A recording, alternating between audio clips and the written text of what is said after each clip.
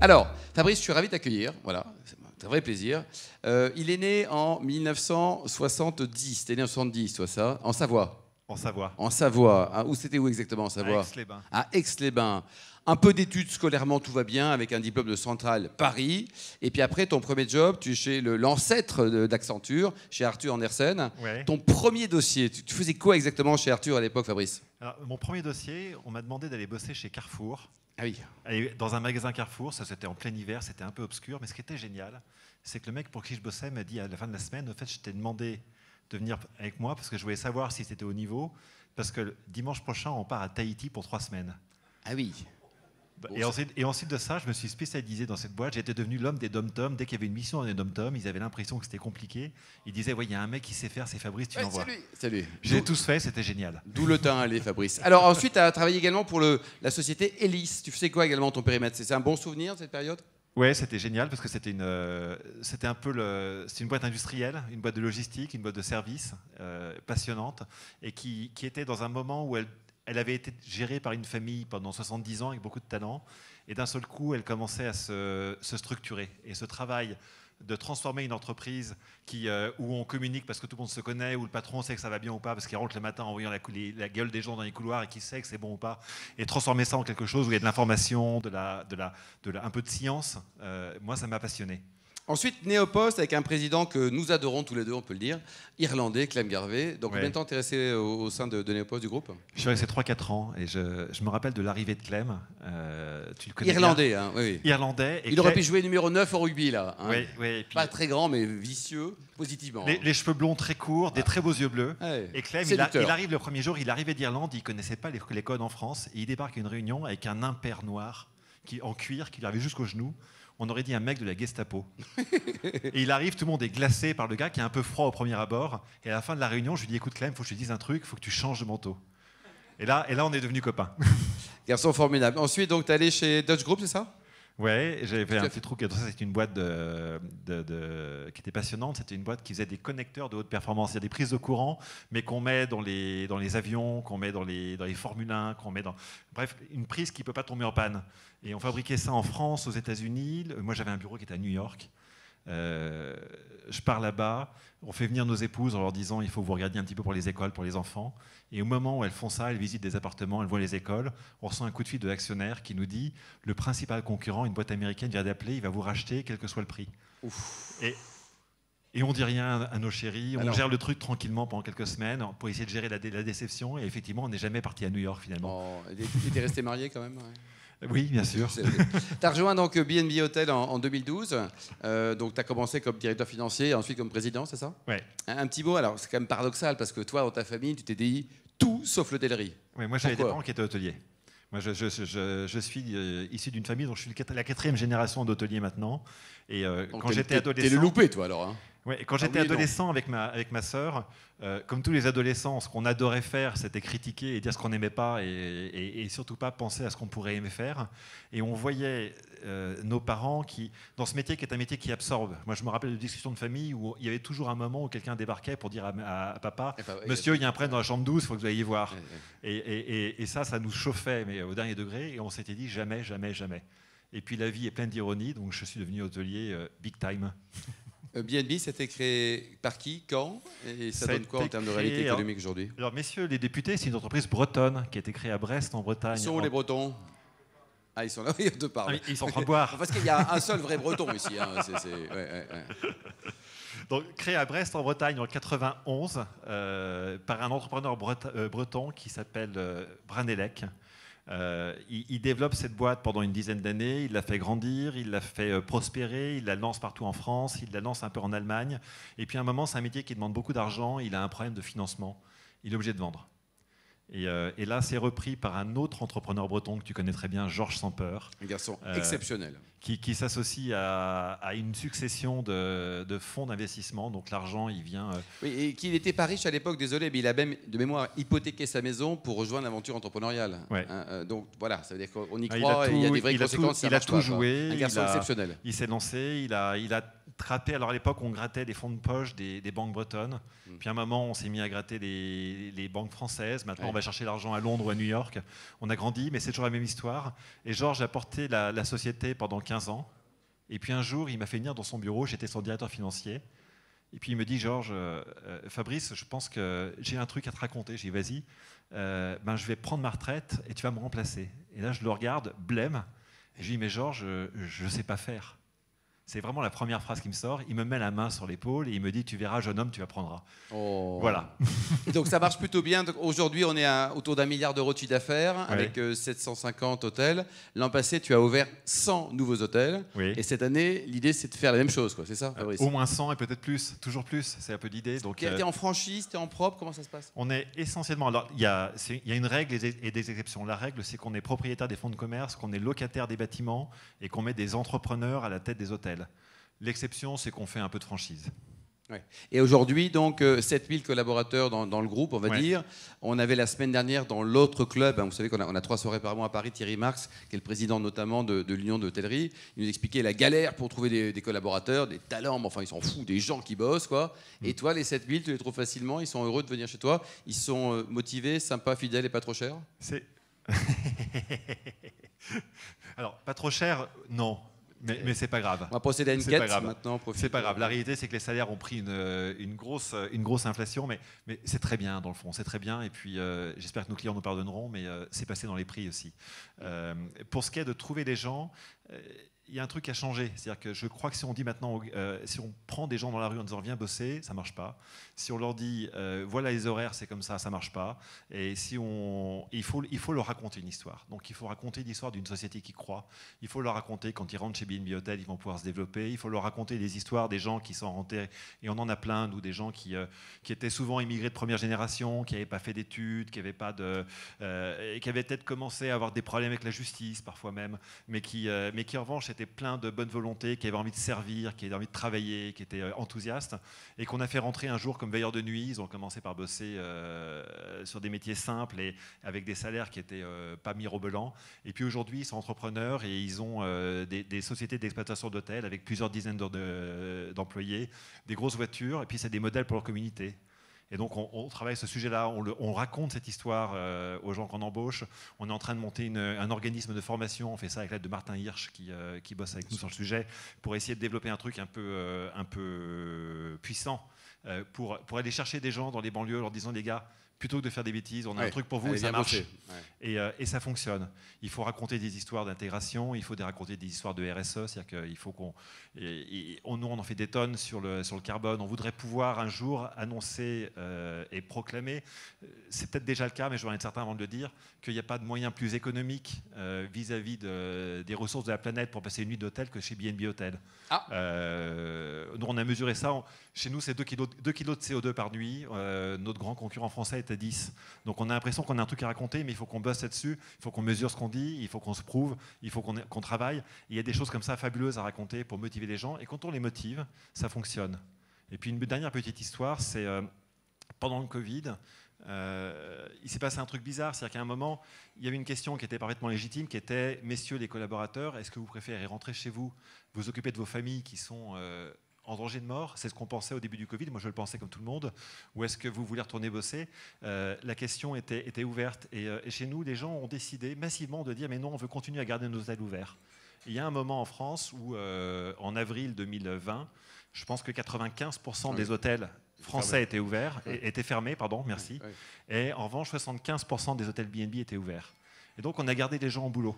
Alors au passage, même pendant le Covid, il y avait encore des gens qui voyageaient. On connaît tous des gens qui sont allés voir leur grand-mère qui n'était pas en forme, qui sont allés travailler je ne sais où.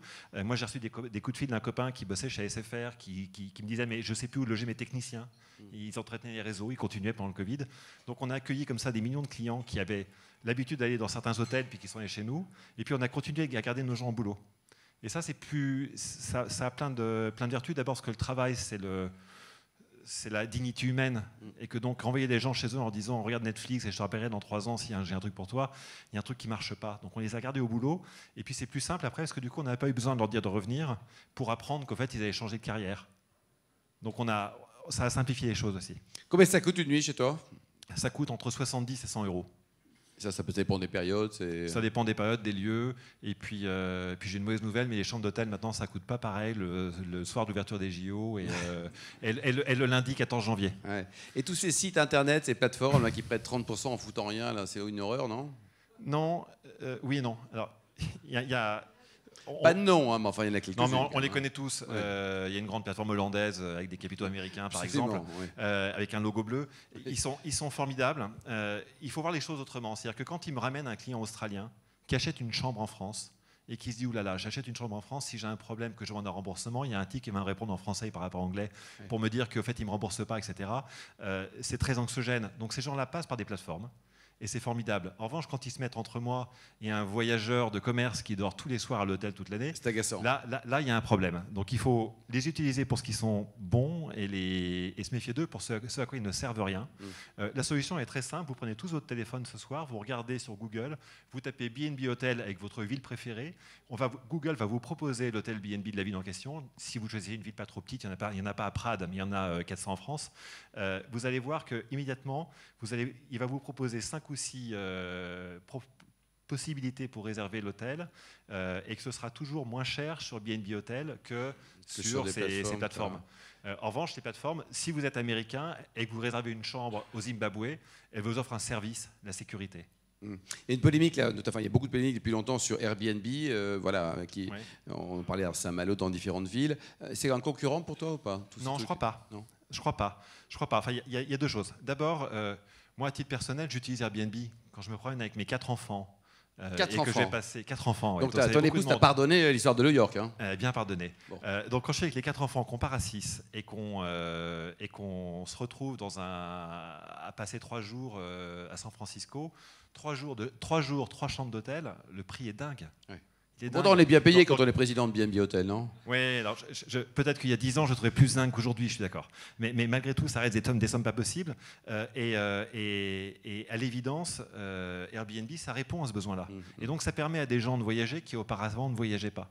Moi, je pense que c'est un peu comme les vols low cost. À un moment, Air France pleurait, ou Air Inter à l'époque, en disant c'est une horreur, ils nous ont tués.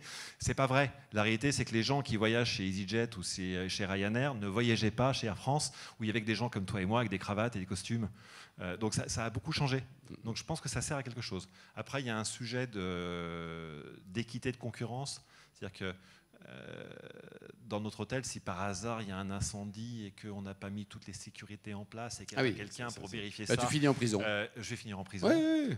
Et donc, ce qui se passe, c'est que généralement, il n'y a pas de gens qui finissent brûlés dans un hôtel, j'espère, en tout cas, je touche du bois. Dans un Airbnb, ça ne s'applique pas. Je prends cet exemple-là, c'est pareil pour l'accessibilité avec les personnes handicapées, personnes avec plein de choses. Donc il y a des sujets de taxes aussi, de cohérence, d'égalité de concurrence qui sont traités en ce moment par les hommes politiques.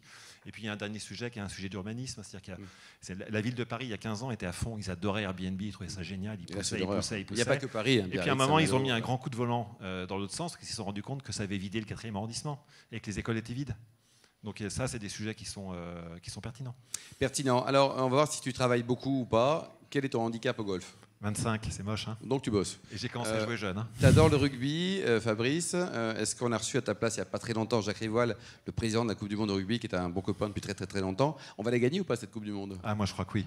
Ouais. Je crois que c'est l'année ou jamais. Alors, ma seule peur, c'est que, comme d'habitude, nos merveilleux joueurs, on a une équipe incroyable, se retrouvent avec une telle pression et une telle attente que ça les tétanise. Mais ils ont été très bons là, ces dernières années. Je pense qu'ils vont y arriver. Et même contre l'Irlande, La Rochelle a montré la voie en battant les Irlandais chez eux. J'étais en Irlande avec Clem lors du match qu'on a perdu il y a 6 mois. C'était un match merveilleux. J'avais l'impression que les Irlandais s'étaient déguisés en All Black. Ils ont joué merveilleusement bien et on a perdu, mais on n'a pas démérité. Donc je crois que non, c'est pas impossible. Et avant les questions spontanées, tu es sympathique pour plein de raisons, mais notamment parce que ton grand-père était vigneron, Fabrice. Ouais. Où ça? En Savoie. En Savoie, dans un petit village qui s'appelle Seyssel. Les gens qui sont très pointus chez vous connaîtront. C'est une des plus vieilles appellations d'origine contrôlée en France. Ça a été fait dans les années 30 ou 40. Qui connaît? Bravo et merci. Ah ben voilà. Et ça fait deux sortes de vins. Ça fait un vin blanc tranquille qu'on appelle la roussette, qui vient d'un cépage qui s'appelle l'Altesse. Et puis ça fait un vin effervescent qui s'appelle le Royal Cécile, qui est un vin élaboré avec les méthodes champenoises. Et mon grand-père faisait ça. C'était un vrai vigneron à l'ancienne. Moi, j'ai un souvenir ému d'un jour où j'étais là-bas avec des copains. Il nous avait prêté une maison dans les champs. On se dit quand même, il faut le remercier, il faut qu'on l'invite à dîner. Il vient déjeuner, au fait. Il arrive le dimanche après la messe avec son costume à 3 pièces, avec son air sérieux. J'avais une copine qui était très impressionnée par ce monsieur qui avait beaucoup d'autorité. Elle le voit s'installer sur une table. Elle sent qu'il n'est pas bien. Elle lui remplit un verre d'eau. Et là, il la regarde avec stupeur et lui dit « Madame, apprenez que la seule eau qui touche ma bouche me sert à me laver les dents tous les matins. » Voilà, donc c'était une autre époque. C'était une autre époque.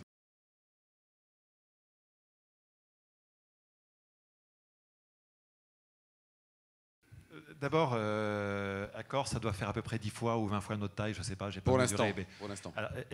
Un peu moins tous les jours, mais il nous reste 30 ans de boulot pour commencer à se regarder dans les yeux, quoi.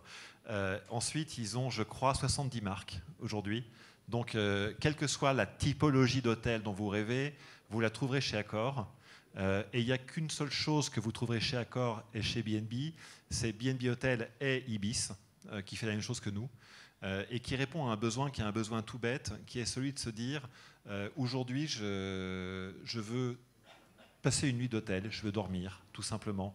Et j'attends pas de cet hôtel une expérience, j'attends pas que ce soit un moment incroyable. Je suis pas là pour fêter mes 50 ans de mariage, j'ai pas besoin d'avoir une vue sur la mer.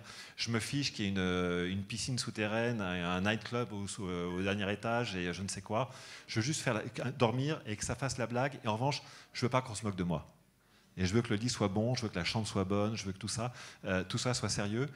Et puis pour certains de nos clients, ça tombe bien parce que 70 € c'est beaucoup d'argent et qu'ils ne peuvent pas payer plus. Et pour d'autres, ils auraient les moyens de payer plus, mais ils se disent qu'ils auraient bien tort et que la différence entre le prix d'une chambre dans un hôtel Mercure à 150 € par rapport à leur chambre au B&B, ils ont à peu près la même expérience. Et la différence, c'est une très très belle bouteille de champagne. Donc voilà comment ça fonctionne. Après, nous, on est uniquement sur ce produit-là. On ne fait que ça, partout, toujours, et on y pense matin, midi et soir.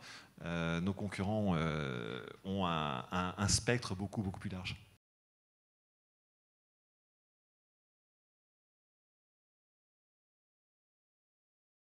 Alors, moi, je déteste le mot gamme. Je déteste le mot gamme parce que je déteste cette idée de dire... C'est une anecdote. Quand je suis chez Elis, un jour, je suis dans un couloir et je vois un mec qui file dans le bureau du président et qui lui dit « Philippe, on a un problème avec le patron de l'usine de Toulouse. » Et le président le regarde en lui disant « Mais François, qu'est-ce qu'il a fait ce con ?» Et il lui répond « Il est allé dans son usine en Volkswagen Golf. » Quand je raconte cette histoire à quelqu'un qui a moins de 30 ans, il ne comprend pas l'histoire. Ça veut dire quoi ? Le mec avait dévalorisé sa fonction en se pointant dans une usine devant ses ouvriers avec une voiture qui n'était pas digne de son statut. Ouais. Ça, c'est le monde dont on vient, c'est le monde des années 90. Et je me demande si le gars s'est pas fait virer à l'époque pour ça. Tellement c'était un truc incroyable. Et à l'époque, il y avait cette idée de dire un cadre sup, ça a une safrane, et ça gare sa safrane devant le Sofitel, et puis ensuite on descend, puis on finit avec la camionnette qui est garée devant l'hôtel F1. Le Kangoo. Le Kangoo. Et c'était comme ça. Nous, on ne raisonne vraiment pas comme ça. Nous, on raisonne en besoin. Et je pense que ça doit vous parler parce que vous aussi, vous avez tous changé depuis cette époque, depuis l'époque de nos grands-parents. Vous avez tous changé. Et pour ceux d'entre vous qui aiment les voitures, un jour, vous allez prendre une Twingo parce que vous avez besoin de faire un petit chemin et que ça fait bien la blague. Et puis un beau jour, pour un mariage ou je ne sais quoi, vous êtes un week-end au bord de la mer, vous allez louer une belle voiture. Et ainsi de suite. Et puis un jour, vous allez dans un hôtel simple, et puis le lendemain, vous allez aller dans ce merveilleux hôtel pour passer un moment inoubliable. Donc on ne raisonne pas, nous, en gamme, on raisonne en besoin. Et le besoin auquel répond B&B, c'est le besoin d'une nuit simple pour un court séjour, rapide, efficace, propre, sans... Donc tu veux rester sur ce positionnement. Et on ne veut pas en sortir.